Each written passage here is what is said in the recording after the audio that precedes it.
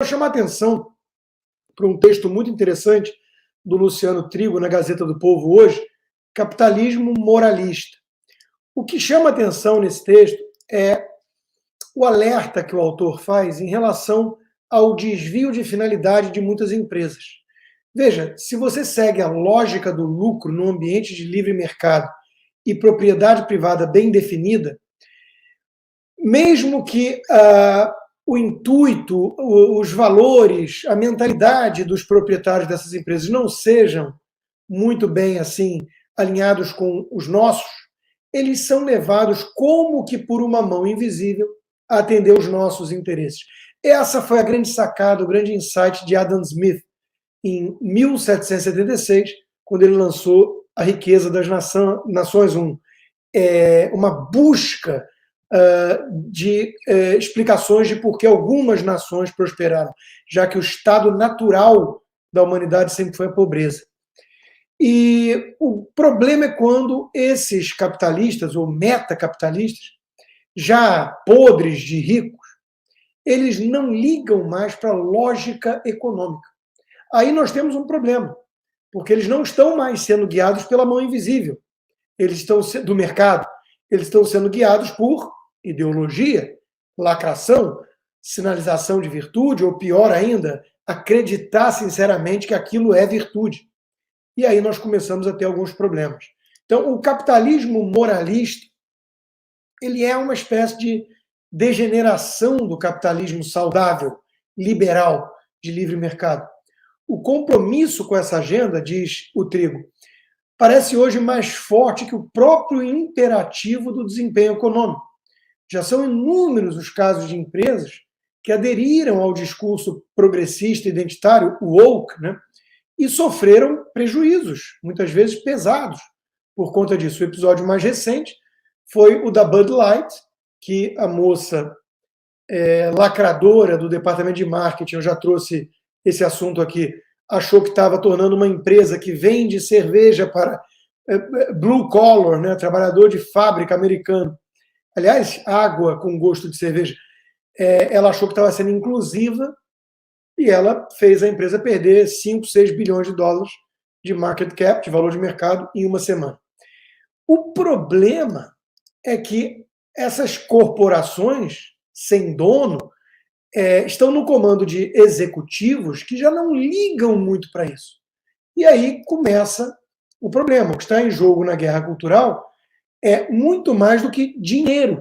O que são alguns bilhões de dólares, a menos, né, no bottom line no final do ano, se esses metacapitalistas, já podres de rico, repito, estão envolvidos numa espécie de experimento social, querem brincar de deuses. Um bom exemplo é pensar no George Soros, ou no Flink, do BlackRock. O Soros é um cara que doou para o Soros Foundation e tudo mais 18 bilhões de dólares, a fortuna que ele fez especulando no mercado financeiro. E ele é queridinho pela esquerda, vai entender, né? A gente entende. O Soros, ele tem dinheiro para várias gerações. O filho dele, Alexander Soros, está aí, seguindo os passos do pai, né? Então, ele não quer mais dinheiro necessariamente. A gente não pode aderir a uma lógica economicista apenas e falar, não, o Soros vai começar a olhar o bottom line, vai começar a investir assim, assado. Não é isso que move o cara. Basta ouvir algumas entrevistas dele para ver que ele tem algum complexo de Deus. Ele quer realmente substituir Deus. Essa gente quer poder. E essa coisa de brincar de experimento social é a coisa mais tentadora para quem tem esse anseio, né, arrogante. E o Soros claramente tem. Então, nós estamos lidando aqui com coisas esquisitas. E isso vai ter impactos, já está tendo impactos no próprio mercado, com a agenda ESG, e na própria cultura, com essas lacrações todas, pops, de alguma forma, de empresas influentes, sofrendo financeiramente num primeiro momento, né? Go woke, go broke, diz o ditado nos Estados Unidos, ou quem lacra não lucra. É verdade até certa parte, mas eles têm muito fôlego para aturar desafio.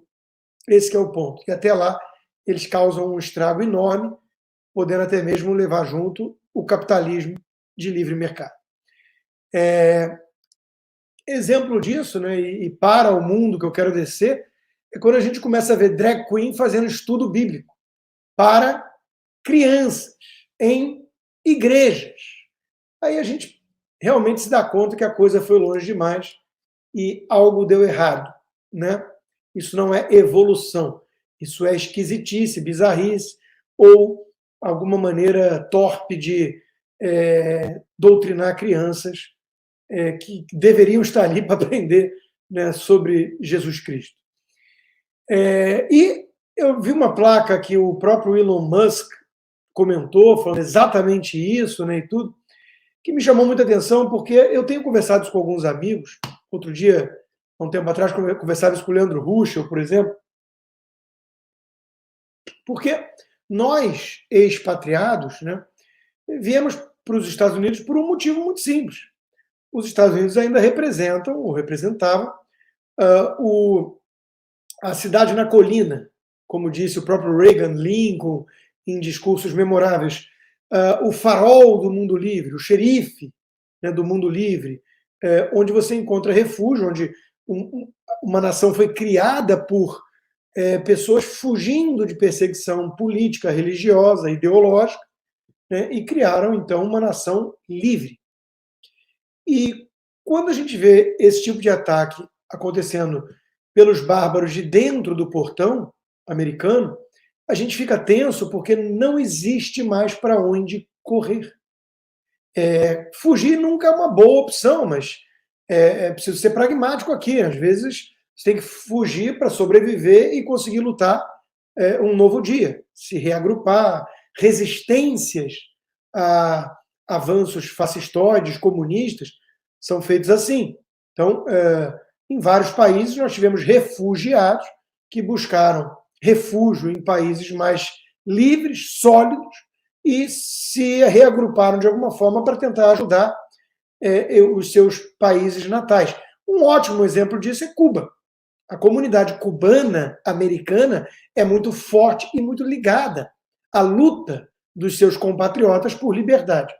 Pois bem, quando os Estados Unidos flertam com o abismo, nós não temos para onde correr. Não dá para todo mundo ir para a Suíça, e a Suíça existe porque é neutra.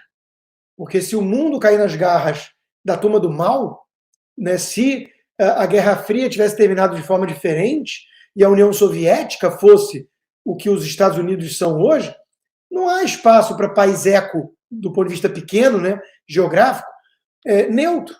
Não há espaço para isso. Veja que a Finlândia, esses países estão correndo para a OTAN porque estão querendo proteção. Então, quando a chapa começa a esquentar, você tem que tomar partido. E a live de hoje é para mostrar que o Brasil está tomando, obviamente, o partido errado. E está tomando. Por mais que muita gente ainda esteja na fase de negação, né? Vem primeiro o denial, depois o realismo, a depressão, né? Então, a gente precisa se preparar para a realidade. É o que está acontecendo. E quando os Estados Unidos estão enfraquecidos, estão na mão de gente com agenda woke, que prioriza mudanças climáticas e ideologia de gênero mais do que combater a China e a Rússia, é porque a coisa está ficando feia. Então, essa placa que o Elon Musk concordou, ipsis literis, diz o seguinte: isso aqui, porra, como diria Olavo, isso aqui é América, caramba. Isso aqui é Estados Unidos da América. Não tem mais ninguém vindo nos resgatar. Não há ninguém para nos ajudar se as coisas derem errado. Ninguém vai estar nos dando suporte, ninguém vai estar nos jogando comida do avião, munição, ninguém, medicamentos. Não há nenhum lugar para escapar para a liberdade. É aqui que isso acontece. Então, se os Estados Unidos caírem como bastião da liberdade, acabou. É game over.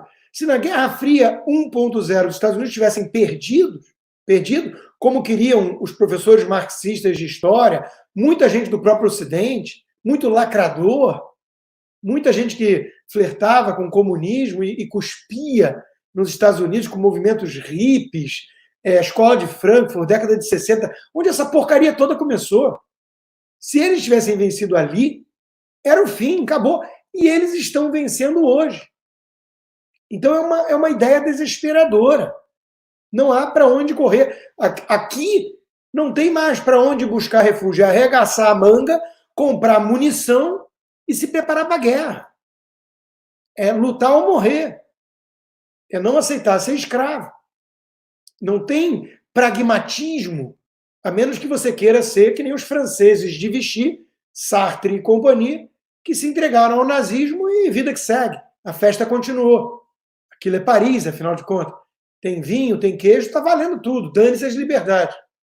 E isso não é vida, isso não é o que muitas pessoas, ainda mais na América, anseiam. A natureza humana não nasceu para ser escravizada. Mas os americanos e os povos que vieram buscar refúgio aqui, fugindo de perseguição política em seus países, eles não querem e não vão aceitar esse tipo de coisa. Viver numa província chinesa, que é o que o Lula quer transformar o Brasil. Resumindo já e adiantando o resumo da live de hoje. E veja, adiantando um pouquinho esse tema, né? É óbvio que os globalistas que tomaram conta do Ocidente, quando você olha Biden, Trudeau no Canadá, Macron na França, lascou.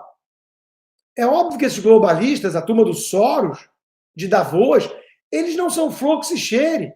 E eles me assustam. Olha o que eles fizeram na pandemia. Mas se está ruim com eles, pior ainda se eles forem derrotados pelos seus inimigos globalistas. Existem 3 globalismos em disputa no mundo hoje. Um que é menos relevante para o Ocidente, porque é mais localizada a disputa, em que pese um ou outro atentado terrorista, é o imperialismo do califado. A turma ensandecida do Islã. Né? São os radicais islâmicos, os fundamentalistas, que fundaram o ISIS, né? E companhia. O outro globalismo é o globalismo ocidental. É o mundo de Davos. São aqueles que querem, em vez do capitalismo de mercado, o capitalismo de compadrio, o capitalismo controlado, managed. Você lê o livro do braço direito do Soros, sobre a crise da globalização, ele só fala em manage. É a palavra mais repetida no livro. É um capitalismo administrado. E aí vem com essas pautas de aquecimento global, mudanças climáticas, qualquer coisa que justifique um governo global. É isso que eles querem, controlar de cima para baixo o mundo. Né? Então eles querem substituir o capitalismo de livre mercado por um capitalismo moralista, onde eles ditam a moral. E o terceiro, que oferece perigo a este globalismo, é o imperialismo chinês, russo, que faz parceria com ayatolás do Irã e por aí vai. E isso é assustador. Essa turma tem muito poder e muito dinheiro. Tem a China. E aí, quando você vai ver as lideranças ocidentais, Trudeau, o general trans dos Estados Unidos, quando você vai ver que em São Paulo a turma está criando luta de travesseiro e não é uma troça, o nego entra no ringue para lutar com um travesseiro e ganhar $1.000, atletas de várias modalidades, formato inusitado. Não é um formato inusitado, é gente que morde fronha e devia morder a fronha em vez de colocá-la no travesseiro para entrar num ringue. Deixa que em ringue entra homem. E se for mulher, com mulher. Não mulher com homem, que é sacanagem com a mulher, por motivos óbvios. Né? Então, homem que se diz mulher não deveria poder entrar no ringue com mulher, mas mulher com mulher e homem com homem. E de preferência, meu lado mais neandertal, mais machista, luta com sangue, soco, tudo, coisa mais de homem.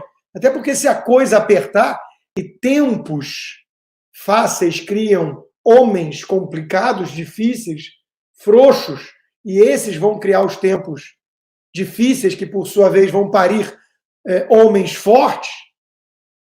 Para o Ocidente sobreviver a essas duas ameaças, precisa de homem forte. Trudeau não vai dar. Melhor levantar a bandeira branca, que é o que os franceses sempre fizeram a vida inteira. Só que tinha os Estados Unidos para sair em seu socorro.